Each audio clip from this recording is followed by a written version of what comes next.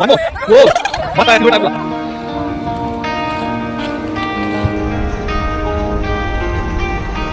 Disclaimer. The information provided in this medical case YouTube video is for educational purposes only and should not be considered as medical advice or a substitute for professional medical consultation. Viewers are advised to consult with qualified healthcare professional for diagnosis, treatment, and individualized medical recommendations. अरे आ गए आप 20 लोग. तो today is case 3 of doctor साहब series. और ये बहुत special case है because till now I was treating people I didn't knew earlier, but now I am treating the very awesome, the शानदार आकाश भाई. So after reaching the Biskeri camp, we started descending down to the base camp. और base camp के पहुंचने के बाद बहुत different feeling थी.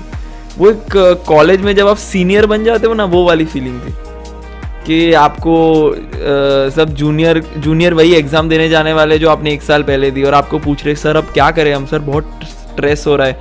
और आप कहा ठीक है यार इजी है, ऐसा कुछ है नहीं. पर आपकी भी फट तो गई थी. तो जिनका कल से ट्रैक शुरू होने वाला था वो लोग हमें सब पूछ रहे थे कि ऊपर वेदर कैसा है ये वो.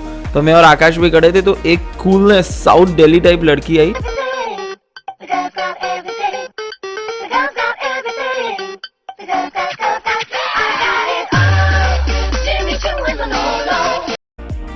और पूछती है कि excuse me, are there western style commodes available at the higher camps because Indian style are really inconvenient. मेरे मुंह से निकल गया वेस्टर्न कमोड. आकाश भाई साइड से बोले कमोड. फिर हम दोनों ने कोरस में बोला दीदी ऊपर तो बादल के बगल में जाना है, और वो भी अनजान सखियों के साथ. फिर हम कैंप साइट से निकल गए, बाहर खाना खाने गए, क्योंकि अब मैं 8 दिन से हेल्दी खाना खा रहा था. और इतना हेल्दी खाना आपको बहुत बीमार करने के लिए काफ़ी है. ये स्टंट्स मैंने एक्सपर्ट्स की देखरेख में कि आप एक साथ इतना हेल्दी खाना ना खाएं. तो फिर हम गए कसौल में एवरग्रीन रेस्टोरेंट में खाना खाने. बहुत बढ़िया खाना था. फिर हमने बाहर एक होटल में चेक इन किया, और होटल का माहौल बहुत अलग था. वो 3 इडियट्स का ग्रेजुएशन सीन नहीं है. उस दिन सब एक दूसरे से गले मिल रहे थे, इमोशनल होके वादे कर रहे थे कि टच में रहेंगे, साल में एक बार जरूर मिलेंगे, वैसा. और फिर हम वापस 6 बजे निकल पड़े मोमोज और आलू टिक्की खाने.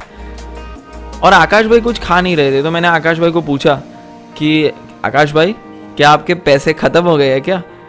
तो फिर यहाँ से अब हमारा केस शुरू होता है. से मैंने होश संभाला है तब से मैं बस की जर्नी में उल्टी ही किए जा रहा हूँ. तो important case findings are first, motion induced vomiting. जब जब पहाड़ों में बस घूम रही है इनको वॉमिट हो रही है. Second, features of vomiting.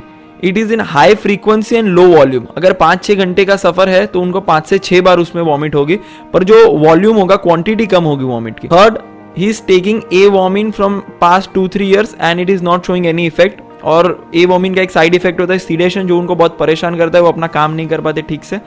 Fourth, he prophylactically stops taking food 6 to 8 hours prior to the bus journey.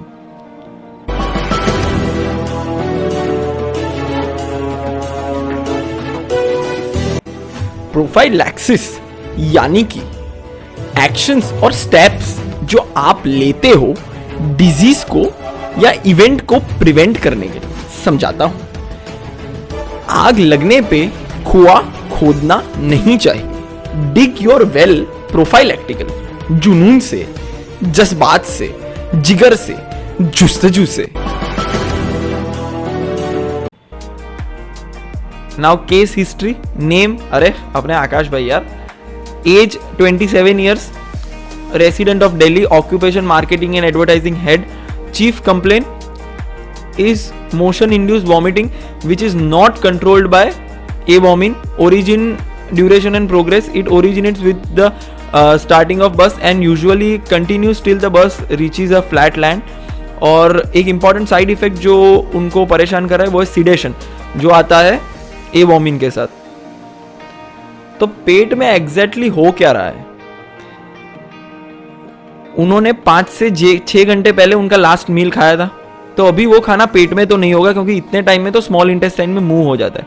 तो अगर पेट में खाना नहीं है तो क्या है सही, पेट में है हाइड्रोक्लोरिक एसिड और इसमें क्या हो रहा है कि एसिड बाहर आ रहा है, एसिड रिफ्लक्स हो रहा है। अब एसिड कौन सी कंडीशन में बाहर आ सकता है? एक तो हाइपर एसिडिटी, यानी जब आपको एसिडिटी होती है, खट्टे डकार आते हैं तो उसमें एसिड प्रोडक्शन बढ़ जाता है। दूसरा ये कि आपका इसोफेगस है वो सही से अपना काम नहीं कर रहा है। इसोफेगस क्या है? Food pipe. समझाता हूँ, देखिए ये है इसोफेगस, ये ऊपर से हमने, ये मुंह है तो यहाँ से हमने खाना डाला और ये जाके स्टमक में खुलता है, तो ये यूजुअली बंद रहता है और जैसे खाना आता है वैसे ये खुलता है और इसमें खाना अंदर जाता है और ये बंद हो जाता है। अगर ये बंद ठीक से नहीं हो रहा है तो नीचे से खाना वापस आएगा, इसे कहते हैं एसिड रिफ्लक्स। पर आकाश भाई के केस में दोनों में से कुछ नहीं हो रहा है। आकाश भाई के केस में acid reflux which is induced by motion हो रहा है। अब क्या दिक्कत है तो अब आपको ट्रीटमेंट भी पता है। अब हमें क्या दो चीज पे करना है, एक तो हमें एसिड का प्रोडक्शन कम करवाना है, दूसरा जो भी थोड़ा भी एसिड बन रहा है उसको सीधा स्मॉल इंटेस्टाइन में डालना है, तो बाहर आएगा नहीं पेट से। तो मैंने दी उनको टैबलेट पेंट डी। पेंट में जो पेन है इट इज फॉर पेंटाप्राजोल, जो होती है प्रोटॉन पंप इनहिबिटर, जिसकी वजह से आपका एसिड प्रोडक्शन बहुत कम हो जाता है।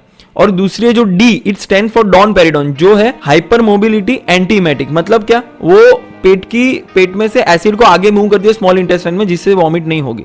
नेक्स्ट मॉर्निंग 5 बजे मेरी आंख खुल गई, आदत से लाचार, मुझे कैंप लीडर की सीटियां सुनाई दे रही थी। कैंप लीडर था नहीं, पीटीएसडी हो गया था भाई मुझे। और उसके बाद मैंने आकाश भाई को मैसेज किया कैसा रहा, और फिर मैं वापस सो गया। 7:30 बजे उनका मैसेज आया, यस दिल थाम के बैठे, उनका मैसेज आया, हाँ मस्त रहा, नो एसिड रेन। अरे भाई साहब, यस यस। ये देखिए, अपने आदमी को ट्रीट नहीं किया तो फिर क्या ही दुनिया को ट्रीट किया। ये तो ऐसी बात हो गई कि आप एक्वामैन और आपके घर में ही आग लग गई।